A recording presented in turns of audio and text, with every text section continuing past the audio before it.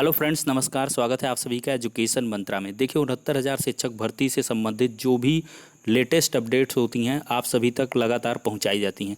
तो इसी संबंध में एक बहुत बड़ी अपडेट निकल के आ रही है कि 69,000 शिक्षक भर्ती के संबंध में एक महत्वपूर्ण आदेश जारी हुआ है, जिसके आधार पर आप कह सकते हैं कि कितने तीव्रतम ढंग से 69,000 शिक्षक भर्ती को पूर्ण करने की तैयारियां हर तरफ हो रही हैं। और इसके बाद कल आएगा रिजल्ट, लेकिन इसकी सत्यता जांचें परखें, क्या कुछ हकीकत है कि किस प्रकार से कल रिजल्ट घोषित होगा और शिक्षा मित्रों की अपील में डिफेक्ट लगा हुआ है, उस डिफेक्ट का क्या मतलब है, उस पर भी चर्चा करने वाले हैं। तो सबसे पहले बात कर लेते हैं कि कल रिजल्ट जारी होगा। जी हाँ, ये सत्य है कि कल रिजल्ट जारी होगा और 2 बजे के बाद इसको ऑफिशियली अनाउंस कर दिया जाएगा। सचिव परीक्षा नियामक प्राधिकारी के अकॉर्डिंग 2 बजे के बाद आधिकारिक रूप से 69,000 शिक्षक भर्ती का परिणाम जारी कर दिया जाएगा। और इसके साथ देख सकते हैं, उत्तर प्रदेश के परिषदीय प्राथमिक स्कूलों में 69,000 सहायक अध्यापक भर्ती की लिखित परीक्षा का परिणाम कल मंगलवार यानी कि दोपहर 2 बजे के बाद घोषित किया जाएगा।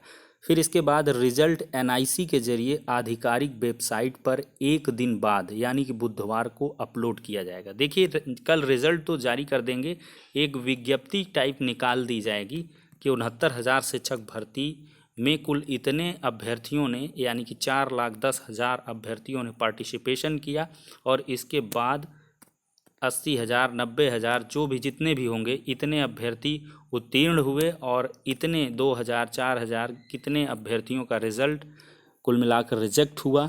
वो किसी भी अनफेयर मीन्स की वजह से हो सकता है, ओएमआर की त्रुटियों की वजह से हो सकता है, और इतने अभ्यर्थी 65% क्वालिफाइंग मार्क्स को उत्तीर्ण नहीं कर सके और वो अनुत्तीर्ण करार दिए गए। तो ऐसी एक छोटी सी आपको विज्ञप्ति देखने के लिए मिल जाएगी और साफ साफ लिखा होगा कि विस्तृत परिणाम यानी कि रोल नंबर, जो आप registration number, date of birth और कैप्चा कोड फिलअप करके अपना फाइनल रिजल्ट देखेंगे, वो बुधवार को आपको दोपहर 1 बजे के बाद दिखेगा। उसके लिए एक प्रक्रिया है, उसको हम अभी बताते हैं। इसमें साफ साफ दिया है कि परीक्षा नियामक प्राधिकारी के सचिव अनिल भूषण ने कहा कि रिजल्ट करीब पूरी तरीके से तैयार हो चुका है। हम आधिकारिक तौर पर रिजल्ट की घोषणा मंगलवार दोपहर 2 बजे के बाद करेंगे। फिर देखिए, रिजल्ट की सीडी लखनऊ भेजी जाएगी और यहाँ से इसे एनआईसी द्वारा अपलोड किया जाएगा। हमने पहले ही बताया था, 2 दिन पहले की वीडियो आप देखिए कि एनआईसी को डेटा एक बार जाता है, फिर एनआईसी डेटा की अपलोडिंग करती है और जो फिर जो क्या कहें कि हाइपर लिंक जो एक्टिवेट किया जाता है वो एनआईसी के द्वारा किया जाता है, तभी आप लोग अपने रिजल्ट को देख सकते हैं।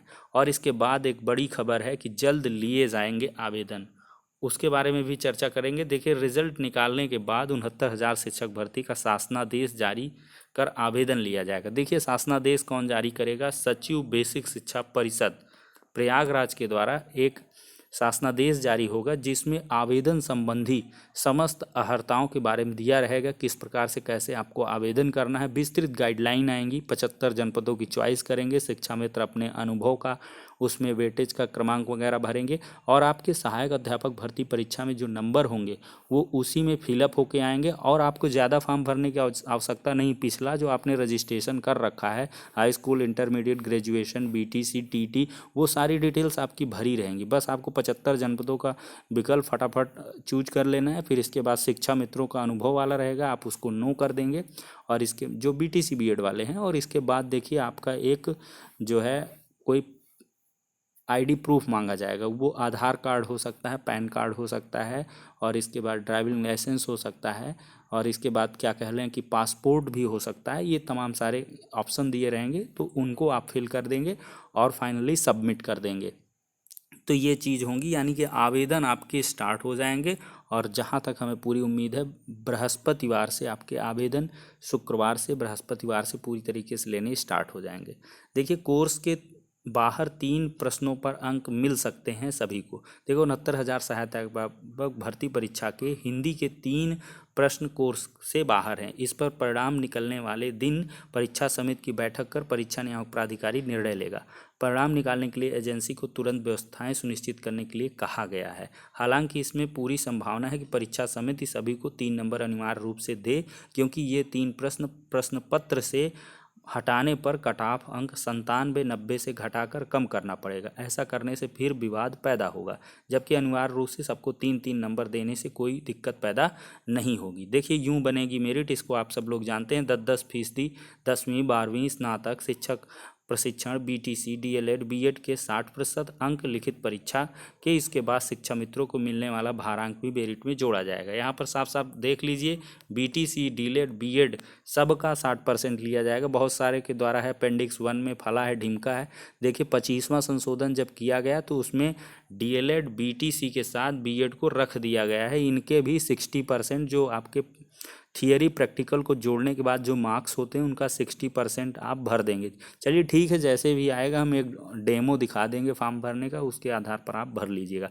तो इस प्रकार से भारांक वाला आप शिक्षा मित्रों का कॉलम भरेंगे तो आपको 25 अंक का भारांक मिलेगा। ये गुणांक है एक तरीके से, 25 अंक कह लें, फिर आपकी फाइनल मेरिट बनेगी। तो कुल मिलाकर सत्यता ये है दोस्तों कि कल एक विज्ञप्ति जारी होगी और परसों आप दोपहर 1 बजे के बाद अपना परिणाम बाकायदा देख सकते हैं। अब चर्चा कर लेते हैं इस महत्वपूर्ण आदेश के बारे में। देखिए कार्यालय जिला बेसिक शिक्षा अधिकारी अयोध्या के द्वारा ये नोटिफिकेशन या आदेश कह लें जारी किया गया है और इसमें साफ साफ दिया गया है। देखिए यहाँ पर तल्लीनता देख सकते हैं, तीव्रता। वर्तमान में 69,000 सहायक अध्यापक की भर्ती हेतु आयोजित लिखित परीक्षा में उत्तीर्ण अभ्यर्थियों की नियुक्ति प्रक्रिया गतिमान है।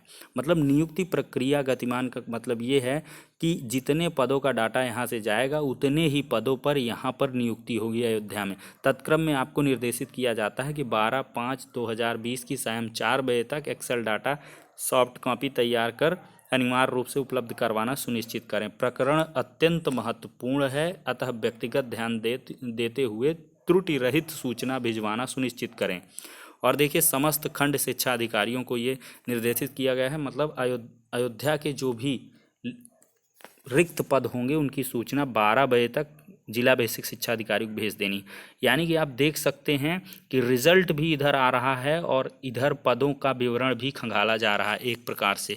यहाँ पर साफ साफ इसी वजह से समाचार पत्रों में दिया है कि सीधे से आवेदन लिए जाने स्टार्ट होंगे। उसके लिए बेसिक शिक्षा विभाग, यहाँ पर देखिए इसको कोरिलेट करिए कि वहीं सॉफ्टवेयर आदि को तैयार किया जा रहा है जिससे जिलावार रिक्तियों का विवरण अंतिम रूप से चेक किया जा रहा है। यही है, अंतिम रूप से विवरण चेक किया जा रहा है जी।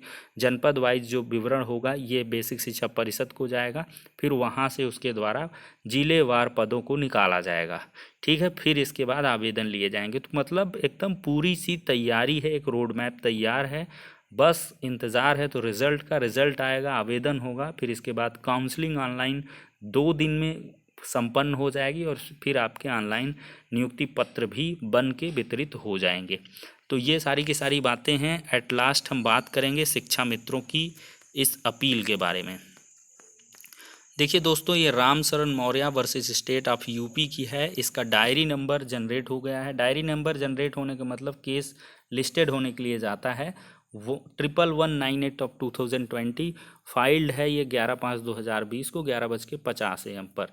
और देखिए case under defect list valid for 90 days tentative section. देखिए केस अंडर डिफेक्ट लिस्ट का मतलब ये है कि इस अपील में सबसे बड़ी खामी जो रही है, नीचे आप देख सकते हैं, जो रिस्पोंडेंट मेन रूप से बनाया गया state of UP through it's special secretary शिक्षा अनुभाग 2, ये सब दुनिया को बना लिया गया, लेकिन 156 ऑफ 2019 को नहीं बनाया गया, जो कि स्पेशल अपील थी। यानी कि जो BTC के पैरोकारों की अपील थी 156 ऑफ 2019, उसको रिस्पोंडेंट नहीं बनाया गया। तो इस वजह से इस अपील में डिफेक्ट लग गया है। अब अपील में डिफेक्ट लगने का मतलब है इसकी दोबारा से रीफाइलिंग होगी, दोबारा से इसको फाइल किया जाएगा, तब जाके ये लिस्टेड हो पाएगी। तो संभवतः अब ये डिले हो गई है। अब पिटिशनर्स पर पूरा निर्भर करता है, इसकी फटाफट पूरी रेक्टिफिकेशन करें और इसको दोबारा से फाइल करें। ये कोर्ट का, सुप्रीम कोर्ट का प्रोसीजर है, इसके बाद ही ये लिस्टेड हो पाएगा। तो अगर ये सब प्रक्रियाएं देखें तो इसकी जो लिस्टिंग डेट आएगी वो अगले बृहस्पतिवार तक आ सकती है। मतलब अगले बृहस्पतिवार तक इस मैटर की सुनवाई हो सकती है। या हो जाएगी या लिस्टेड हो जाएगा तब सुनवाई के लिए जाएगा। और सुप्रीम कोर्ट में जो इस टाइम का कार्यक्रम चल रहा है, मोस्ट सेंसिटिव और अर्जेंट केसेस को वीडियो कॉन्फ्रेंसिंग के ज़रिए सुना जा रहा है। तो इस वजह से इस केस को बृहस्पतिवार को सुना जाएगा लगभग। और देख लीजिए तब तक में आपका रिजल्ट आपके हाथों में होगा और आप ऑनलाइन आवेदन भी कर रहे होंगे। तब देखते हैं सुप्रीम कोर्ट में जब ये केस हियरिंग के लिए जाएगा तब स्टे जैसी अपील अगर की जाएंगी या स्टेटस को जैसी, तब सुप्रीम कोर्ट की खंडपीठ इस पर क्या कुछ निर्णय लेती है ये देखने का बिंदु रहेगा। लेकिन फ़िलहाल ये केस अभी पेंडिंग में जाएगा। और इसके बाद लखनऊ खंडपीठ का जो केस है वो आज ही फाइल हुआ है, तो उसकी भी संभवतः जो डेट है वो मंगलवार बुधवार, चूँकि देखिए मोस्ट अर्जेंट केसेस ही सुने जा रहे हैं वीडियो कॉन्फ्रेंसिंग के जरिए, तो इस वजह से उसकी भी संभावना है कि बृहस्पतिवार के बाद ही वो भी फाइल हो। शुक्रवार को हो सकता है वो लिस्टेड हो सुनवाई के लिए। ऐसी खबरें हैं कि परसों तक के लिए भी लिस्टेड हो सकता है, लेकिन परसों की संभावनाएं कम हैं। मतलब आपका रिजल्ट 100% आ जाएगा किसी भी केस की सुनवाई से पहले। और रिजल्ट का आ जाना, ये सब प्रक्रियाओं का पूरा हो जाना, आवेदन स्टार्ट हो जाना, ये बहुत मायने रखता है। जज साहब पर एक अलग सा इम्पैक्ट पड़ता है कि किस प्रकार से शिक्षक भर्ती गतिमान हो चुकी है। तो हो सकता है कि जज साहब इस पर स्टे वगैरह की चीज़ों से थोड़ा सा पोलाइटली बिहेव करें। तो देखते हैं क्या कुछ होता है, लेकिन फ़िलहाल के लिए यही सारी की सारी अपडेट्स हैं। आशा है आपको सारी जानकारियाँ जो भी उपलब्ध करवाई गई होंगी वो पसंद आई होंगी। और देखिए यहाँ पर एक दूसरी जो इस SLP है वो गौरव यादव करके है, और इसका अभी जानते हैं क्या हुआ है। इसका प्रोविज़नल एप्लीकेशन नंबर मिला है, इसका डायरी नंबर नहीं है, तो ये भी पेंडेंसी में है। इसका डायरी नंबर जब जनरेट होगा, फाइल संख्या है 739/2020, ये भी जब इसकी डायरी नंबर जनरेट होगा तब ये लिस्टेड होने के लिए जाएगी। तो अभी थोड़ा सा इंतज़ार करना होगा इन सभी अपील्स के लिए, लेकिन तब तक में ये सारी की सारी प्रक्रियाएँ काफ़ी आगे तक बढ़ चुकी होंगी। तो ये सारी की सारी अपडेट्स थी जो आप सभी तक पहुंचानी थी।